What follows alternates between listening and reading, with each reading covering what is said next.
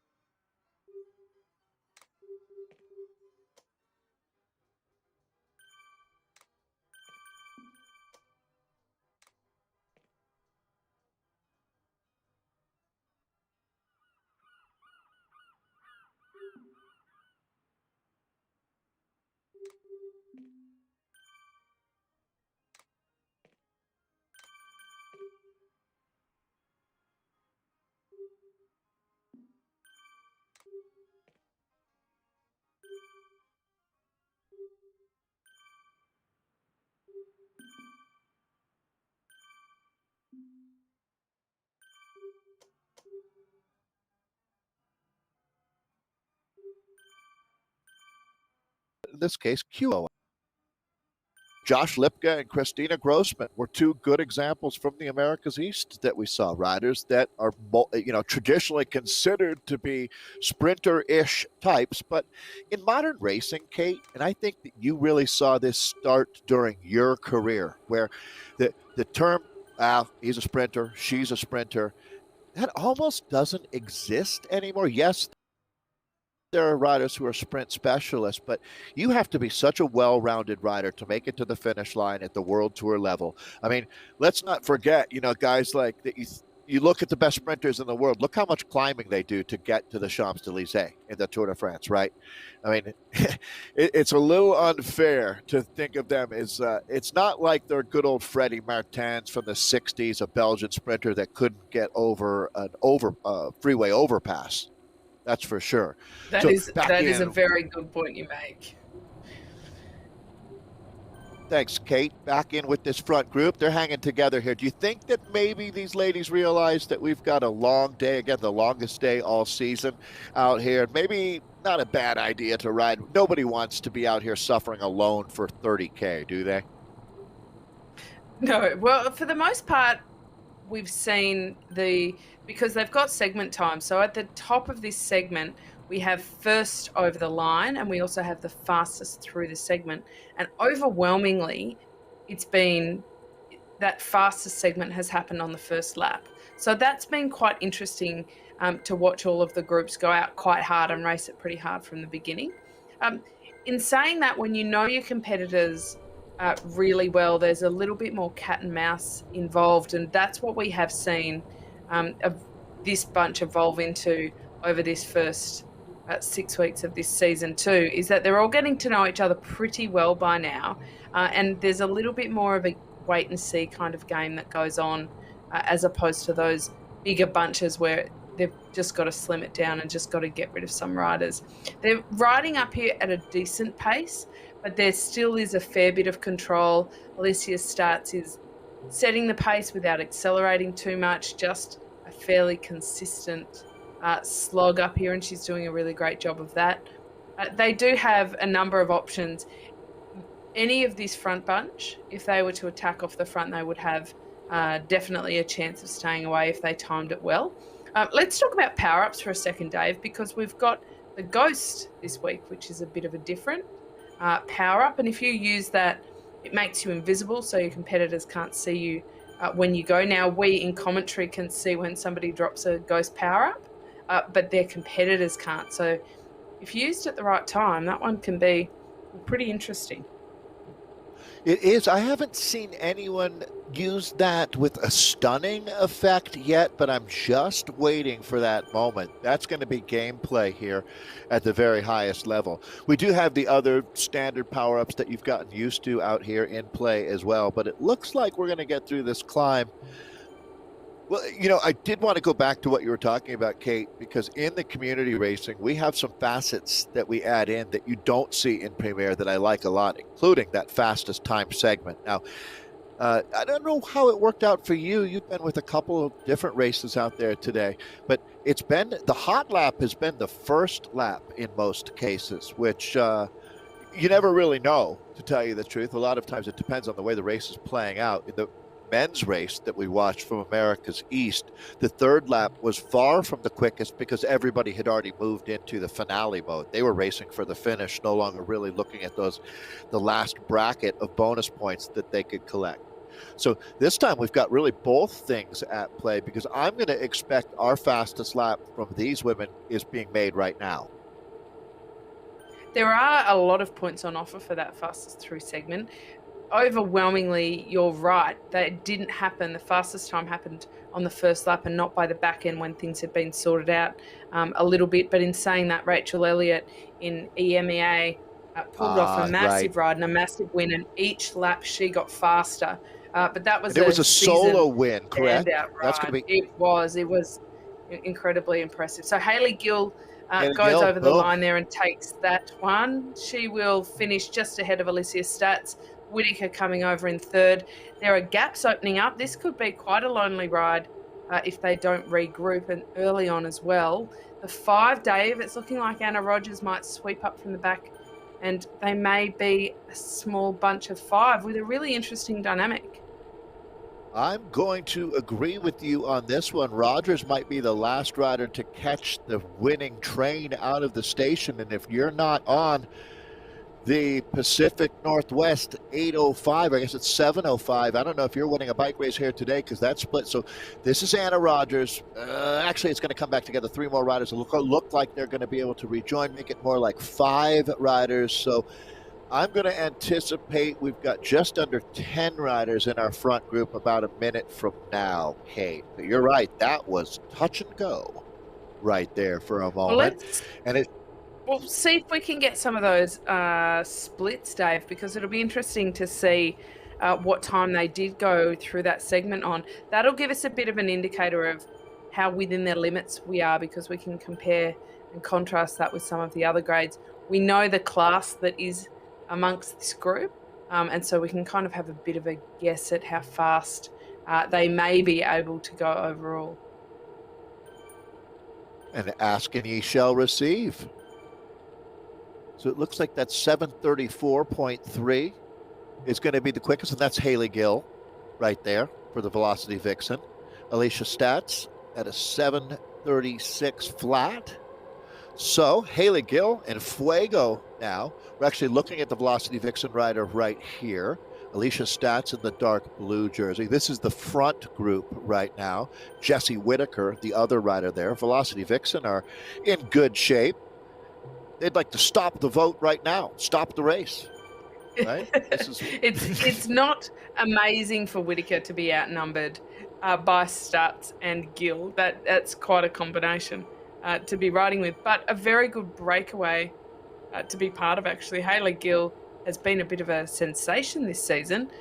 Each week she's really put her hand up and made a big effort. Stats, of course, we kind of discovered her last season where she really stepped up and showed that she's got a whole lot of horsepower in there. Now let's just flick our eye to the other side of the screen. and it looks like Brendan Trecky Johnson maybe is there. He's one of the Aussie riders. If it is him, oh, actually, it may not be. I'm seeing an American flag there next to his name. See, that's what happens with all these names, Dave. There's so many of them. Sometimes we're left I hear guessing you. exactly which one it may be. But we do have this is a very good time zone to have people.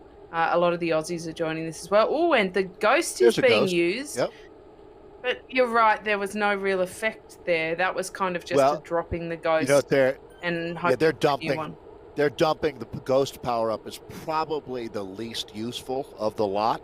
I'm going to say, Kate. So I think they're just getting rid of it so that they can clear the Oh, I deck. love a Get new good one. ghost power up. I think, but only if you're going to use it to make an attack, or only if you're going to use it in the sprint. So there's many chances to get more power ups between now and the end. So they won't be saving them for the finish, And definitely.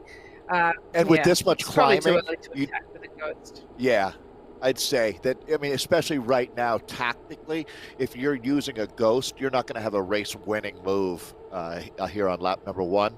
But being able to get a little bit of a weight reduction or a draft bonus would be a nice boost early in the race. So that's my thought, anyways.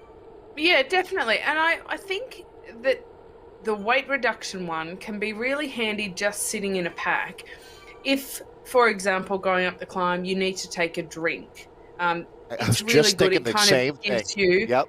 like 15 or 20 seconds where you can just take a drink, keep pedaling without having to, really worry about your heart rate going through the roof in order to hold that wheel. So it can come You know, I was handy in thinking, ways, not just for you're like, attacking, right?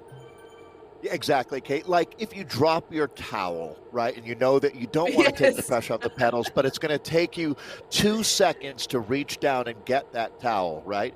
Well, the perfect time to do it would be drop an arrow power up, then you reach down and grab it, and then the impact is less. It all adds up. I heard you talking about marginal gains earlier today on a previous broadcast, and I couldn't have agreed more.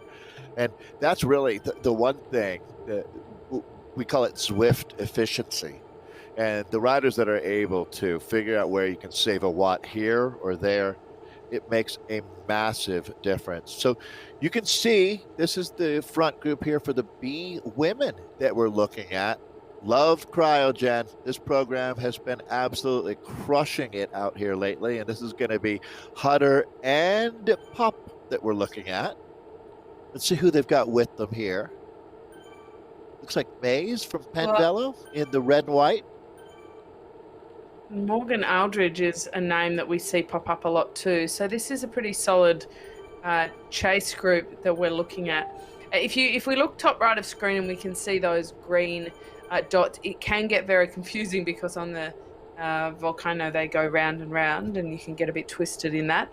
But it gives a bit of an idea how far in front that break is. You know, something we noticed this morning on this course in the EMEA league, Dave, was this is kind of like racing in twilight. It's pretty low light. You actually can't see how far ahead the chasers are. And when you're actually in the guts of the volcano, the riders wearing dark jerseys, if they're not on a Tron bike, can actually be pretty hard to see. So it's a bit of a strategic thing, I reckon, to wear darker colours and not have a Tron bike, because you're less noticeable and less chaseable. Oh, there's your pro tip from Kate Bates from this broadcast. I like it, Kate. Here's the catch, like a ninja. Dress like a ninja. Wear those slippers. Be very, very quiet. And put in dark contacts so they can't see your eyes. And good call. So, hey, they made the catch, Kate. So it looks like we got the big group back together here. This is the Bs that we're looking at. So a little bit of a reset happening there for them as they're out on lap number 1 of 3 on a whole lot of lava. That's a good tip, though. They're not that far from the halfway mark, actually, Dave, because it's 42K, but they will very quickly swing around and they'll be at that halfway mark. And in such a long race, it feels like an eternity before you're in the second half. So that's actually come around really quickly for the women. The men are now onto this first climb. What do you think, Dave? What's going to happen up here? Well, going back to what you were saying, Kate, about this being a draftable climb, well, this is the kind of group that really comes into play with. With the women A's that we were looking at, there just isn't that much draft out there. We're not moving that much air around. But here, this is, I mean, you can see the spearhead shape. This is pretty classic bike racing right now. As taking a look at this group, they're moving at 40 kilometers per hour. The grade kicks up right now at 5%. They're flying. I mean, there's a significant benefit to sitting right in the sweet spot of that group. That's pretty classic right there. So a lot of these riders, yeah, you just don't go up this climb this fast. You don't get that many fit guys around you to ride with. No, I noticed from doing some course recons, my fastest time up the volcano was when I had someone to chase. So I found somebody going a slightly faster pace than me and jumped wheels and definitely had something to chase and something to draft. And it makes a really big difference. If you contrast that to one of the longer climbs, Dave, I couldn't hold a faster wheel. So it's, it doesn't make a difference, the draft effect, but this one, it really does. Such an interesting psychological conversation. I think we have a few seconds to have that because this group's going to stay together on the climb, Kate. They, back in the early days of the hour record, it was being broken on a weekly basis for a while. And a big part of that was they were using searchlights that they would set at, so they'd take whatever the fastest time was and then say, well, what's 10 seconds faster than that? And they would set searchlights at that pace, right? And so riders were able to track that light and break the record week after week by having that psychological huge benefit of knowing exactly where you needed to be. And then they had to outlaw that. They had to stop allowing that to happen because that ability, and so in track and field, they call it the rabbit, right? Well, that's exactly what you were talking about, Kate. When you were chasing a rabbit, you were able to get another 2-3% out of yourself, right? And that really speaks to the psychology of a racer. Yeah, it can make a really big difference, actually. And we actually saw this happening quite a lot in the earlier climbs as well. This is what we're going to see here too. So Kreitman has gone, but he is not too far ahead. Felton, Heinlein, Mashed Potato in pursuit on the front there. Even though they may not be pulling away to create a big gap, and even though some of the riders may be outside that draft effect, it still gives them something to chase. And we can't understate the importance of that on a climb like this where you know that it's not too long. So for the men, they'll be going up in less than 6 minutes, I imagine, which you can kind of do. I mean, everybody's got this 5-minute mark in their head of where they can maintain quite a high anaerobic threshold effort within 5 minutes, but 6 minutes isn't too far to stretch it to. So psychologically, this climb is very doable. Yeah, there's that saying you can always do a little bit more, right? But they don't talk about your 6-minute threshold time. But that's what we're looking for out here. But one of the things I love, if you're back in what I would call the chase group or the peloton right now, there's a huge sense of confidence that you have when you look around. You see the quality of riders around you. You're 100% confident that this is not a breakaway that's going to go away. And right now, I would be telling myself if I was in that group, good. I'm not on the high burn rate that those guys up there are. So hopefully they're burning their wick down a little bit while I'll have something left at the end. But what they're doing here is looking to collect the points. That's an early play. This is going to be John Heinlein here that we're looking at on the front. That's the Oh My God, They Killed Kenny team, one of our all-time favorites. And it looks to me like these three, I have to think that's the plan here, is to try to grab the lion's share of the points. And that Ghost was deployed. And our Penn Velo rider here, excuse me, is that going to be Felton? It is. Well, they're coming for you now because the gantry's going to show up in just a moment. Steepest part of the climb right here. And I think we should get our pen out and start scoring the first 10. Yeah, these are some pretty hot moves over here. Duncan, I think Quinn Felton over the top there. Wow. That was a big move from him. They're looking not only at first over line, which Felton quite easily got there in the end, but I think that he might have potentially we'll have to wait until we see those segment times. But he sort of bided his time and made a big move at the end there. But he's not pushing up with it. Oh, look at that, Duncan, 6:05. So we thought just under 6 minutes, but around that 6 minute mark, they're doing so it's spot on. They need to change their mindset from 5 minute power to 6 minute power, Dave. But We'll this is a start a new very big trend. descent. Yeah. Yeah, yeah, we'll make it hashtag or something, or trend the hashtag trend or something like that. So we're looking at Caleb Carl here. He's just raced on this course. This is his second time around. Um, he rode in the East as well, Dave. So he's just pretty much stepped off, had an energy drink, and he's back up again. What's interesting about that is he clearly knows how to race this course, and he's sitting quite comfortably at the back as they scoot him along down this descent. So very big effort by him.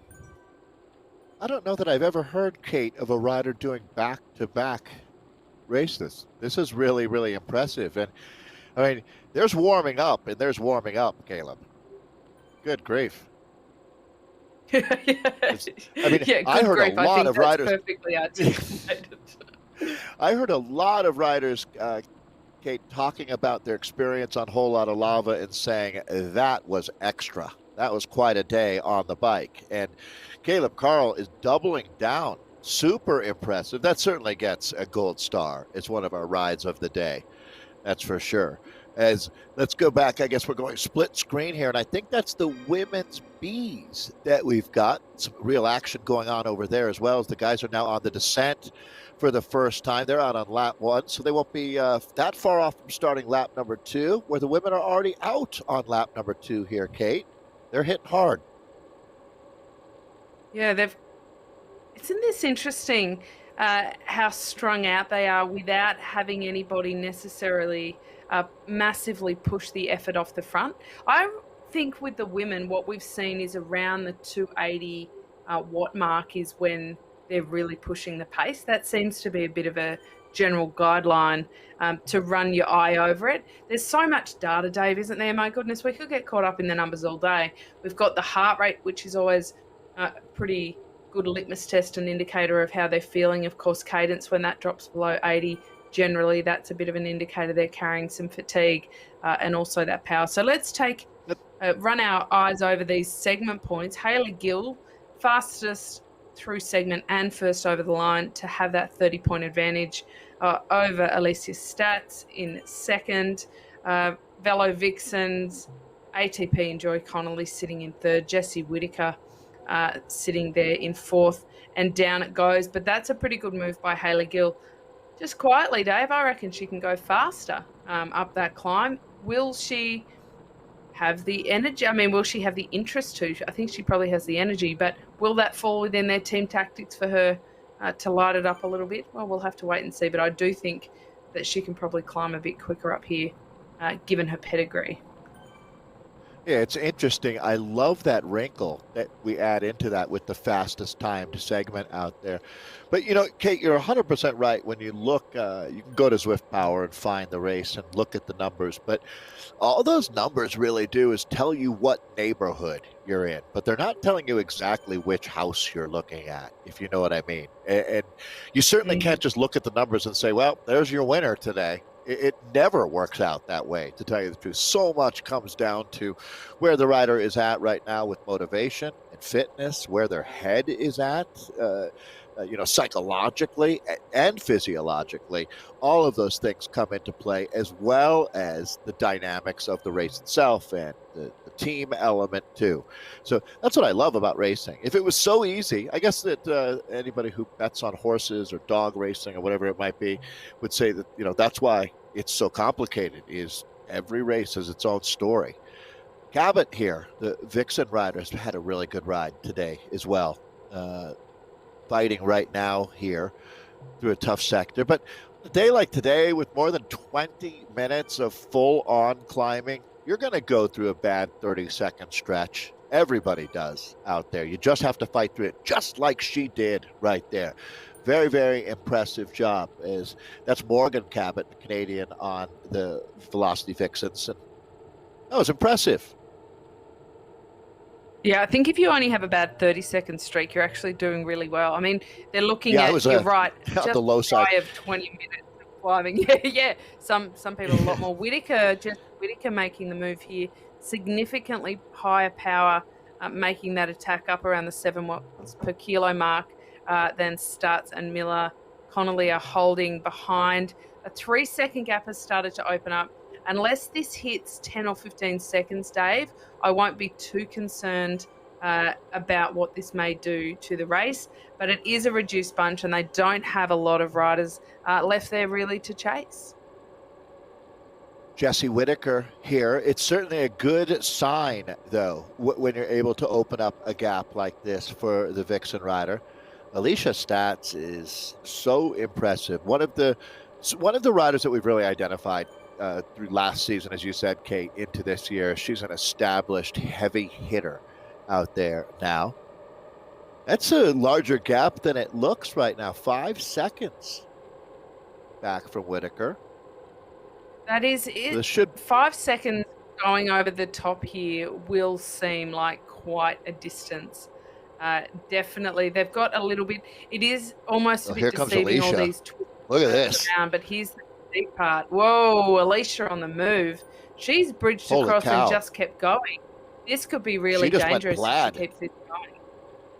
Yeah, well, and that's a really, really good indicator. Remember this moment right now for the end of the race. Now, that's not the finish line. That is our queen of the mountain there, and we'll score that one for Seattle's Alicia Stats of the Revo team. But that tells me Alicia's the woman to beat today, Kate. Well, I'm not sure that she will keep going with this. It is very hard on this descent to stay away absolutely. from a chase. Not saying that she's on a breakaway. Definitely. I'm saying when they do come to the finish, though, she's just shown me that she's got it today. I'm not saying that this is an attack for the win. She's actually got a couple of options, doesn't she? Because she could do that on that final climb. And then by then, there might not be much of a pack to chase her. So that's kind of an interesting tactic to think about for her as well. Whichever way, she's kind of shown them that she's got the legs today.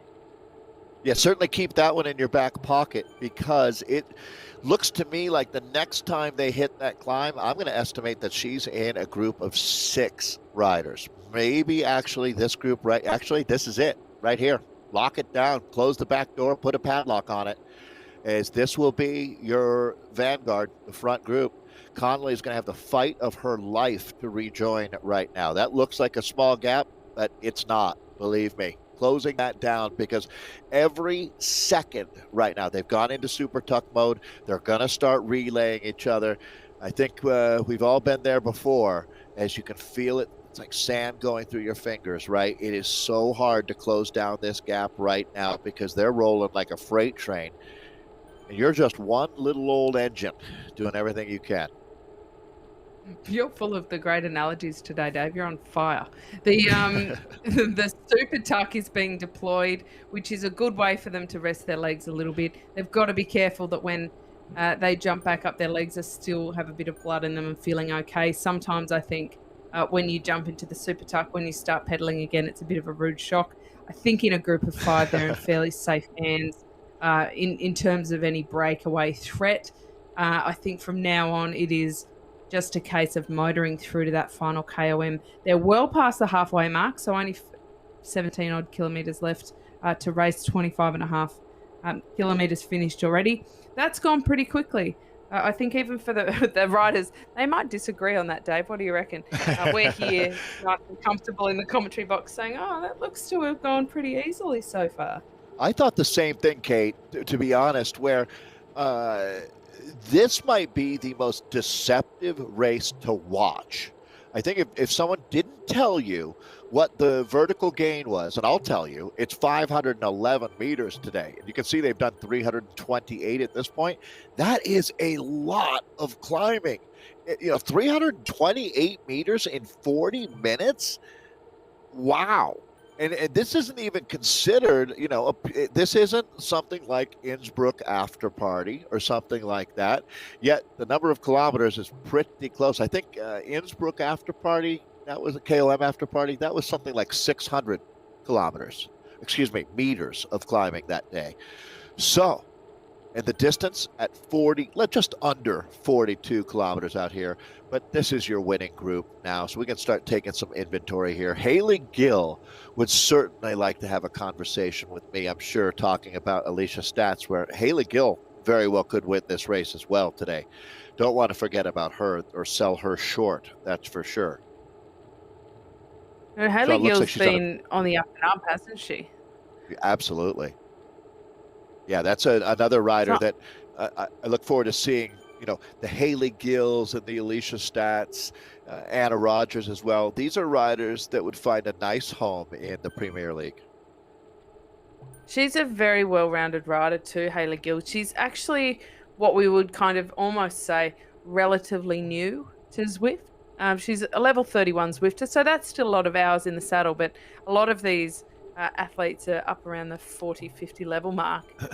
So if you ask Nathan, a level that. 30, a level 30 is just a baby Zwifter. yeah, exactly. I think he must be at level 147 by now. Right. They have a special level for him. Yeah, like the same level that the Dalai Lama and Buddha are at, Nathan is at, right? It's beyond. That's for sure. Well, it does make a difference to the way they race, though, doesn't it, Dave? And to kind of how familiar in game they are, because we sometimes see some of the riders that they're clearly just engines. You know, they've really got a big set of lungs on them and some very strong legs, but it still takes a little bit of racecraft to get that done. And to get, to be able to translate that physical prowess over to racing in Zwift, it takes a little bit of time and a little bit of kind of getting used to. And I love that intersection between in real life riders versus the Zwift monsters. Yeah, I absolutely agree, Kate. You know who I look at? The Hino rider, Caroline Williams, a mom and someone who I believe, don't want to speak out of school, but I think that she posted at the end of the year something that showed that she had Zwifted every single day of 2020. And when we talk about Zwifting, I'm not talking about jumping on for 15 or 20 minutes. I'm talking about some monster rides. And you can see that physiologically, she has turned herself into an absolute monster. She's not alone either. And that kind of dedication, I guess it seems like we're kind of moving on from the negativity of 2020, or hopefully we are. But some people let 2020 eat them up, and other people said, no, I'm gonna destroy this year. I'm gonna come out of it stronger. And those that did, a lot of them seemed like Zwift was a good place to make that commitment. You just had a chance. So many people were at home, so much more than they used to be.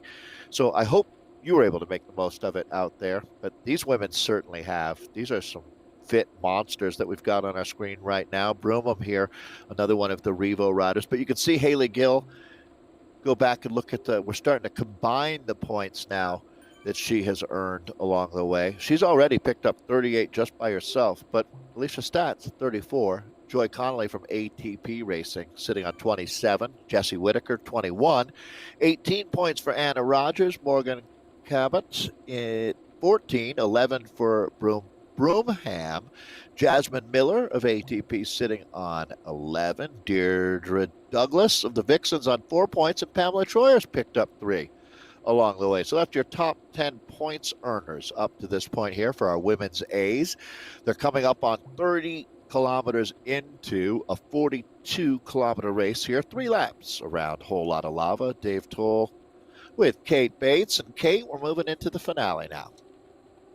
Well, they'll come around and see that 1 lap to go sign. Unfortunately, we don't have a bell for them. So ding, ding, ding. There it is. Ladies, if you're watching, that's your one lap to go through this section. I want to pick up on some of the words you used to describe the athletes before, because I absolutely love the terminology we get to use in Zwift. We get to describe people as monsters and beasts, and it be a really good thing. Like, you really want to get called that. It's a massive compliment being called that. Yeah. He called me a monster. Yeah. So we're going to go ahead I'm sorry Sorry, to Dave. jump on you there, Kate. Yeah, some technical. We're going to go ahead and use Caleb's screen, I believe, to show you what's going on out here. It's fun. So Caleb Carl is the only rider actually that we're able to show you from. So we're going to show you the race from Caleb's perspective for a while. That's kind of fun, actually, Kate. I'm going to imagine that I'm actually in the race right now, but this would be exactly what his perspective is on things. Again, Caleb Carl, the Skylab rider. We mentioned he's in his second race of the day. And looking Huh, pretty relaxed and I would cruisy, say. going up the volcano now for the 5th time. Today, it looks like he's just warming up. So this is interesting when you look at the text, Kate, that he's got going here. Is this going to be just his team that he's communicating with here? That's his Twitch chat that we're looking at. So that could be you or I if we wanted to give him a shout out there on his Twitch chat. Yeah, So it's good that they one of have the so many avenues to communicate, isn't it, Dave? Like not only with their teammates, but also with people interacting with them and getting involved. I know Nathan Guerra is big on Twitch as well. A lot of the Aussies are starting to stream their rides on Twitch. It's a pretty cool and interesting element to think, and it may be slightly creepy, Dave, that you can dial into people's living room and watch them exercise. It's quite yeah. cool. Look at this new media that we're part of. Well, here's the sprint that we're looking at right now. This is Caleb's perspective once again. And what's important here is that he's staying right in the draft. Oh, no, there's that. You've talked about it, Kate, that close the gap thing that drives us crazy. Well, he's okay. He's going to be in a group right now getting over the climbs. He's got one more trip up that volcano KOM. Got to give Caleb Carl credit. That guy, a beast, a monster. Either way, both. A monster. Beast A and monster. I combination. mean, either way, Yeah. I think Yeah. I think it's definitely something very positive. We are definitely being kind when we describe a rider like that, but it is quite funny language, isn't it? But we've talked It about that is. before, how crazy the language can sound if you're describing a cycling race to a Well, non-cycling person. When you say, "Well, she sat on me and then she attacked me and then she hit me over the top," and you're like, "What happened? even worse. What went Yeah. on there?" No, I've had people in real life events comment about like, wow, a lot of military analogies, like they're bombing down and they're drilling it, and like it's interesting how you fall into different categories of with the commentary as well. Uh, yeah, it's fascinating how that all works. Trying to describe the effort, and for a while there, Kate, the big thing, maybe 10 years ago, 20 years ago, the Belgian era, I call it, where it was all about suffering and groveling and gutters and that kind of thing. I think people got tired of that. That wasn't really that attractive for folks, right? I mean, who wants to be No, involved in no, suffering, that's true. groveling, and being guttered, right? It doesn't sound like a romantic sport. No, it takes the romance out of it somewhat. I feel like Morgan Cabot's having a bit of a lonely ride out there at the moment, but this is a good move. Now, we didn't see when this happened. She's heading now onto the bottom slopes of the climb. You can see the chasers in the background there, but she's got a 7-second margin, which is the biggest margin we've seen in this race so far. So this is a pretty interesting This will be fun. timing here.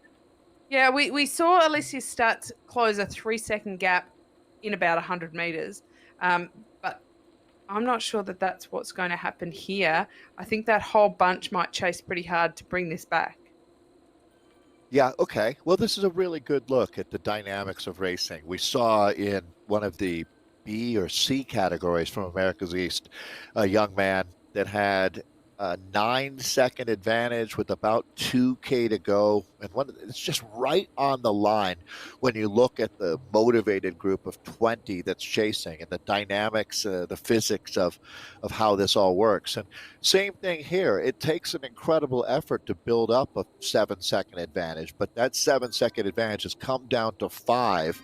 Now, there's not so much of the drafting. I mean, they are going 23 kilometers per hour right now. So, I mean, there is a draft. Don't kid yourself. It's not a huge draft, but it makes a difference. But as it comes down, or it's hovering at 5 now, but there should be a bit of a surge from that group behind. Still, Cabot doing a tremendous job here. This is a great indicator. One thing that you like to see as a director is just heart. Racers who race, Kate, who like to get out, put their nose in the wind. Sometimes you have to rein them in a little bit. Sometimes you have to work on keeping the powder dry. But it's always better to approach it, I think, from having a rider who's a little too excited, a little too motivated, who's been doing the work, rather than someone. If you find yourself having to motivate someone to get into the racing, I think it's a lost cause. Yeah, that's a pretty good way to describe it. If you're not self-motivated and you're not out there kind of chomping at the bit to really get going, then well, what are you really doing out there? I think we've been a bit blessed though, in that this group of women that we are currently watching, it's a small group, but each and every one of them at some point has been the aggressor and has really made the race super interesting. And we're pretty lucky to have that. Now, this is the chase group that we're looking at, led by Unfortunately, Winchester. I've got a B on my screen here. Unfortunately, you need to swat that away, Dave. That's could sting you. Kate, it's hard to believe it's negative 25 degrees Celsius here in Colorado. I can't believe a bee is still alive. But actually, this is classic. ATP, Jim Withers and company, there have a honey farm in Michigan, and Jim really supports this team, and it's sort of that's their jam, is the honey and the bees. So good job, ATP. That's the chase group that we're looking at. It is good to see these rider feeds. We get a bit of an idea of how tough they're doing it. We're not just looking at the metrics, but also the body language, which I think is sometimes invaluable, just adds that extra little piece of data from the avatars and all those numbers we're able to see. And you can also get a bit of an idea from that graph down the bottom of the effort, how on and off that it's been. A lot of different colours there, up and down, kind of gives that away. So this is the chase group. We were just seeing Winchester in her pain cave there. They're now a fair way behind the leaders, nearly 2 minutes behind the lead group that we have switched to them now. Anna Rogers, now there's a name that we've muttered many a time because of her aggressive tactics and moves. She's one of the very strong kind of stalwarts of this league now. I'd be a bit upset if these riders stepped up to Prem League, Dave. I feel like they've become family over the last couple of seasons. We've got to watch them grow and progress, so they're doing a really good job out there today. And Morgan Cabot still 4 seconds up. That gap is not coming down quite as quickly as we may have thought. Well, you are going to love when your daughters go away to college, then. Oh, yeah, I'm going to love that. I mean, luckily really that's not really an Aussie that. thing, though, Dave. We don't do that. We live at home until we're 30. You'll keep them at home. And drive our parents crazy. Perfect. Well, so they did bring Cabot back, Morgan Cabot here. So resetting things a little bit. I loved hearing you say that muttering Anna Rogers, because I'm sure that plenty of riders have muttered that damn Rogers is on the attack again. I can't stand this lady because she is awesome, aggressive out there. And it looks like we got everybody back with the men's race. Thank you, Nathan. Great job. So that was cool, though, getting to see it from Caleb Carl's perspective. But this is everybody together now. Well, not everybody. Should say, Kate, the riders that have made it to this point, they've got about 12K to go. I'm talking about, there you go, the picture, that's Caleb Carl, again, the Skylab rider. We're talking about Caleb doing his second race of the day and helping us out, getting to see the world from his perspective. But here they are, the Gladiators of Zwift, just about to move into finale mode. They've got one trip up Volcano KOM in front of them, I'm sure. Well, you know, it's funny to say, I was going to say no one could be looking forward to that, but that's not true at all. There are riders that are champing at the bit, Kate, because this is what they do. There's Cam O'Reilly. Slighter frame than we are, perhaps, Dave. Maybe. But maybe. This is a much smaller group than the last time we saw the men's field. So there's been quite a lot of damage that has happened in the interim there. Caleb Carl, every time we cross to him, he just looks really comfortable. So I think they have put enough pressure on that they've jettisoned some riders out the back, especially up that climb, but not so much pressure that everybody is just on the absolute limit. I reckon that time is yet to come. And I think that will happen up this next climb because there's a lot of riders in here who won't really fancy themselves in a sprint. And it is a pretty fast sprint, even though it's slightly uphill and there's 2 tiers to it, it's still proving to be a fairly fast finish. So, not this is going to be their last chance up this climb to do some real damage to those power riders and see if they can put their climbing prowess to good use. Yeah, as you said, that's a large enough group for the men as we say goodbye to the guys that there's some riders that will just try to stay in the slipstream there, make it over the climb and be in the mix for the final. Here we go, back in with Anna Rogers and the women. And this is it. It gets grippy now, Kate. Last time up the climb. So riders to watch? Well, for me, it's Alicia Stats, without any doubt. Morgan Cabot, but here we go. Haley Gill was just on the tip of my tongue. I was going to say that she's the other one that's really shown out here today. Bright star. And Haley Gill is back at it. She's got the sledgehammer out, Kate, and is wailing away on the front.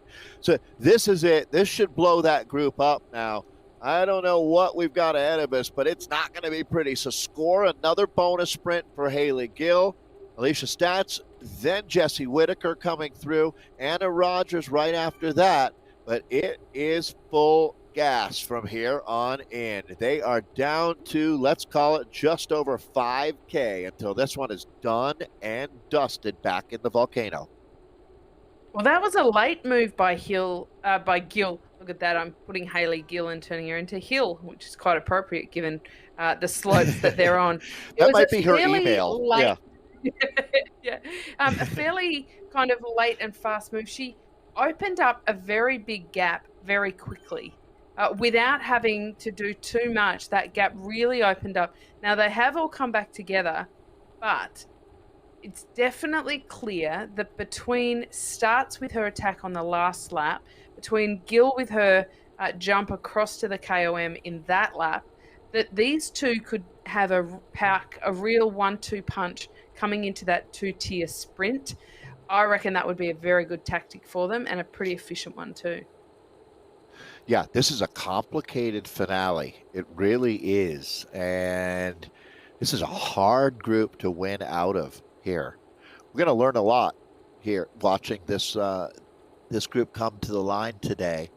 I'm going to expect that this one happens. It's not going to be 3 riders in a photo finish. I think our winner is going to be alone by a couple meters. It's going to be something that happens 500 meters out that wins us one, is my guess. You never really do know, though. Haley Gill is impressed. Earlier, Dave, you'll laugh at this one. Nathan earlier literally said, this is not the kind of sprint you can win by attacking early on this 2-tier. And as though they were listening to him, the attack went and it stuck. So you're spot on. This is definitely the kind of sprint finish where if they do go pretty early, they can get it. It is less common than getting it right on the line. But if anybody can do it, I think this is the combo that can. Yeah, this is not that let's all get to 200 meters and then see who can make the most watts, Kate. I think we both really agree on that. This is going to be much more a sleight of hand type experience there. Looks like the guys are just starting the climb for the final time now. This is always a lot of fun when the first rider that hits hard, it just doesn't stop at that point. It just builds to a crescendo on this climb. So this will be very interesting. Will someone take an early flyer and push that 5-minute peak power into a 6-minute peak power for the effort, or will they wait a bit until the top? Time will tell, but the one tactic that I haven't seen been very effective so far is attacking around the middle section of the climb. It seems like people feel like they're close enough to the finish that they can just hang on, and everybody seems to just really bite the bullet and suffer a little bit more if they try that. I could not agree more. Timing is everything. You're not going to win the race on the climb. I think everybody realizes that now. But you can lose it. You can find yourself in so much trouble that you don't make the split. I do anticipate not all of these riders are going to the line together. Talking about the men now, over on the right-hand side of your screen. Great time to use this split screen feature here because we've got two races that really are in the crux. The women down to just a little over a couple K to go. So they're in the business end, brass tacks only at this point. Whereas the guys, they've got some suffering to do, no doubt about it. This is not going to be fun for them, this trip up the climb. So we will have a women's winner here first. Will it be Haley Gill? Will it be Alicia Stats? Anna Rogers? Who's going to pull this one out? It's going to be really interesting. It'll be well earned. And Kate, I've talked about this before, but I think you could probably relate more than anyone, being a world champion yourself. The quality of a victory is so dependent on who you're racing against. It only feels good if you feel like you're beating top riders, right? So if getting a win out of this group today for the ladies, it's going to be well earned out there, and good on you for sure. Nobody wants Definitely. it easy. I truly believe that. Once you get to the highest level, maybe in second grade, you want it easy. But once it gets real, you want this to be hard to make it legit, because legitimate is what it's all about. Definitely. It doesn't matter whether there's 150 people in the race or whether there's 10. If you are beating quality riders that you respect, then you will walk away with your head held high. That is what we are seeing playing out in the women's race. Haley Gill sits in the box seat. There is a small bunch still, but she has shown some pretty impressive powers. And we've actually been saying this for weeks now. Last week we said the same in the team's time trial. The week before we said, wow, what a rock star she is, throwing back all the way to the Innsbruck after party. That's where we really said, wow, we've got a new player here that has joined this squad and is doing a lot of damage.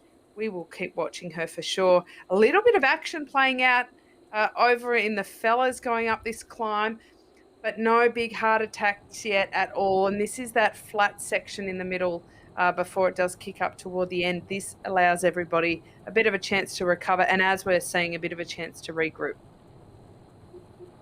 Yeah, this might be the last chance you really have on the climb for the men to just take a deep breath here, because it'll ratchet up one more time.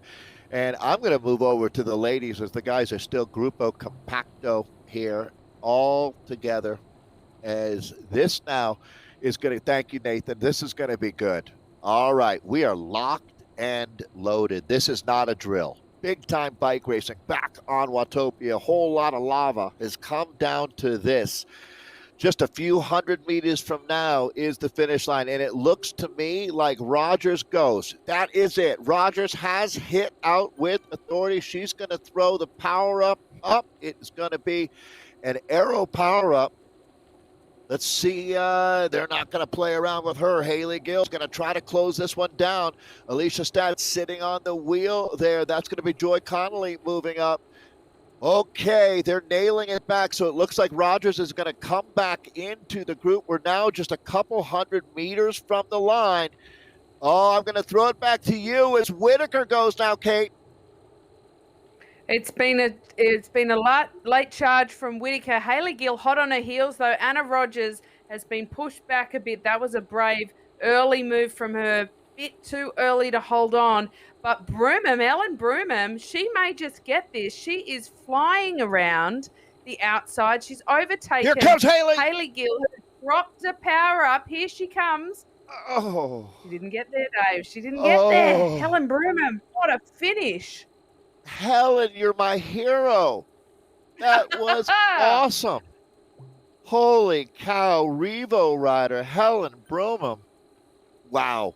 Out of that group to hold on, that is a gritty performance. She dug deep, scraped the bottom of the barrel. Kate found every last watt and spent them all on a whole lot of lava. Great job, Helen. That was a really impressive finish. But what are we seeing over here? Felton, he moved last lap. This is a replay of what just happened. We just want to make sure we catch up with how this action went. But Felton on the move, going for the KOM. and opening a pretty sizable gap while he does it, Dave. Look at that sea of orange in that right-hand side, those massive Wow. powers. Quinn Felton, is he going to keep it going? We're going to jump back in with live images now as we pick up the front of the bike race with 5K to go. They just brought Quentin Felton back into the fold, so we've hit the reset button with this group. It looks like John Heinlein. A few more riders are going to rejoin here, Kate. Actually, we're going to reset pretty significantly with the second group rejoining there. So Felton would maybe get our most aggressive rider award. He softened up this group, but looks like we're going to be over 20 riders coming to the line together if this stays together, which I would anticipate it would. It is very A's. difficult from now on in to get much of a break unless it is one of those. They need to get to the bottom of the descent. Not a lot of point attacking down these slopes because the speeds are so high. You simply won't get a workable break when you're going 65 kilometers an hour, Dave. But once they get onto that flat and before they take that left-hander back into the volcano, and that's where the two-tier sprint kind of starts, that is a really big effort. Now, I want to point out there's a big difference between starting your sprint early on that two-tier versus doing a late breakaway, attempting to have a late jump and doing that. And so that is what I anticipate seeing because that is a very good chance for some of the riders. We've got the B women on the left of screen here, Dave. They are coming into the finish now too, and this is where they go back into the volcano, and they now have one tier left of that little sprint. If they go too early now, it can be quite a slog all the way to the line. Well, and this is going to be, is it Pop here, Cryogen rider Heidi Poppy is the rider that we've got from Cryogen here with a little gap. I'm wondering, is it going to be enough? Because they've hit the afterburners right behind Heidi here. They're going to run out of real estate pretty quickly. Get the photo finish camera out. Oh my. And it looks like it is going to be out of Seattle, the Audi women's team. And this should be Natika, I believe, coming across the line. Claire Law finishing up there.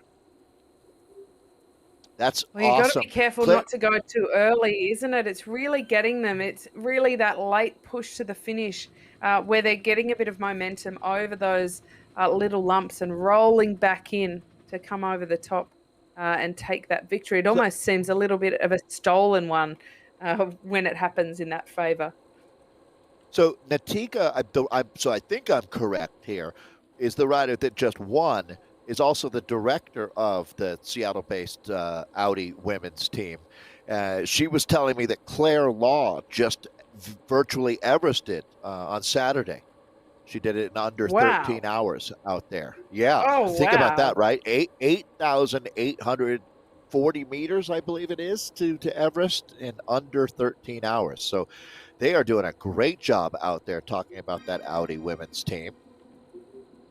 Love seeing that. That is very impressive. This would seem like just a walk in the park compared to that Everesting effort. Yeah.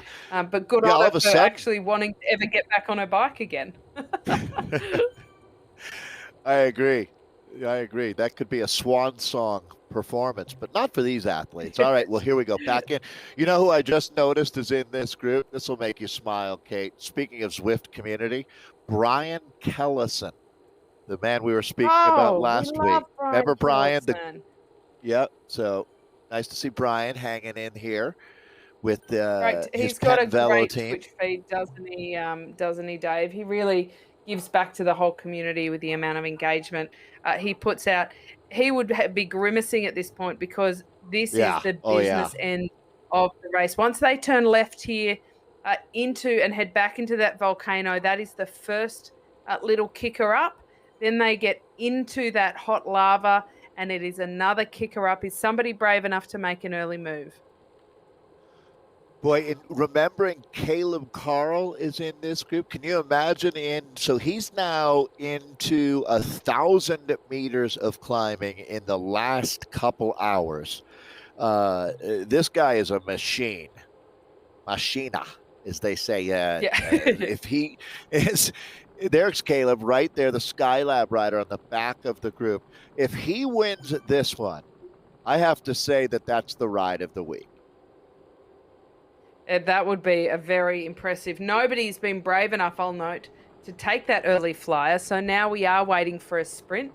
Don't go too early, fellas. We've seen it fail time and time again for anybody who has dared to jump too early. So now we've got a bit of cat and mouse going on as they come into this finish.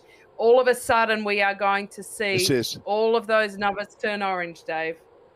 And they've lit the rocket. It looks like it's going to be Holloway who's gone first. But, Kate, this is that exact moment where you want to be near the front but not on the front, trying to help everybody finish what's on their plate before you start on yours. And was that Felton? Let's see who gets this one. Boy, I'm going to have to go. I feel like he deserves it, Dave. That was a ripping day. Not just sprint, but he had a solid day out on course. So that's going to be well played with the Aero power-up there, with the white and red jersey. We watch the line. It comes at you so boy. So this is one of those, the possibility of latency where we're going to have to go to Zwift servers rather than the replay to verify who wins that one, to be honest. That is a cracking finish. And the banner just proves that. Isn't that a beautiful shot with the banner right in the way there? But it looks to us like it's dead on. So it really will come down to literally a photo finish, except a data photo finish in this case. Right. Oh, and didn't Barnes really finish with a rush too? I mean, Felton, he had to be carrying some fatigue from what he did up those climbs. So, Kate, my other job is, as you know, I've called you winning races before, is standing at a finish line with a microphone yelling out to the crowd who wins, right? And doing that by eye. You have no photo finish. So there's a tendency by folks to go for the rider that looks like they're going fastest at the if you've got two that are tied, basically, right? It always looks like the rider coming from behind wins. But that's far from always the case, to tell you the truth. So, and again, you have to go back and look at Zwift servers, and that's the best way to get an accurate winner there. This is going to be a C race we're jumping in with. Cheney of the Revo team. Looks like two riders. This is the front of the bike race. I am correct. Yes, it is. Here we go. And that was it. Well, and this is another case of leaving it. You can't go too early in this sprint, and this is where the power-ups are being dropped. The acceleration is being made by Camp. Culver a little bit late to get out of her seat and react, and I think Camp will take this over the top in the orange. What a good finish from her. That was there's been some great sprint finishes, which is curious because when you look at a course like this, Dave, there's no way you would say we're expecting to see some really great sprint finishes. Completely agree. Counterintuitive, but so often, again, I guess some of the sayings that you hear in cycling, you hear a lot, but it's because they make sense. And I'll say this one again. Racers make the race. No matter how hard or easy the course is, they're the ones that are going to determine the way things play out. Yeah, it's definitely. We've got Katie Levi we're looking at the moment. She's been around for a long time. Super popular. Yeah. Yeah, she's one of these level 147 Zwifters up there with Nathan. Yeah. That's a very cool club to be in. They call them, a lot of riders, Jarvis riders, Jarvis Club. Her husband runs Zwift Hype, so they're all Zwift. And the Levi's are awesome. And all hype. I love that. What a good combo. Yeah, no kidding. So this is three riders coming to the line together, representing three different teams. I always, my heart always goes out when you have one rider who's outnumbered. I guess it's that much more exciting when she's able to overcome two riders. But in this case, it looks like everybody's in on their own. They're Yeah, 2K from the finish, let's call it. this is the kind of slog part where you're not close enough to be really readying for the sprint, but you are close enough to not be wanting to waste any energy at all. So this is where the real kind of waiting game and patience comes in. And I think that a lot of people are sprinting a bit too early on this course because it's a bit hard to be patient down the descent and waiting for it. It feels like you are waiting for that sprint for quite a long time. And it's an uphill sprint too, even though it's not a severe uphill. It's always so hard because the finish line is right there. You can almost reach out and touch it, but you forget that it's still 30 seconds away. It looks like it's 5 seconds away. It's like when you're in Las Vegas and you're walking, Kate, you know, you see your hotel, it's right there, but it turns out that was 7 miles away when you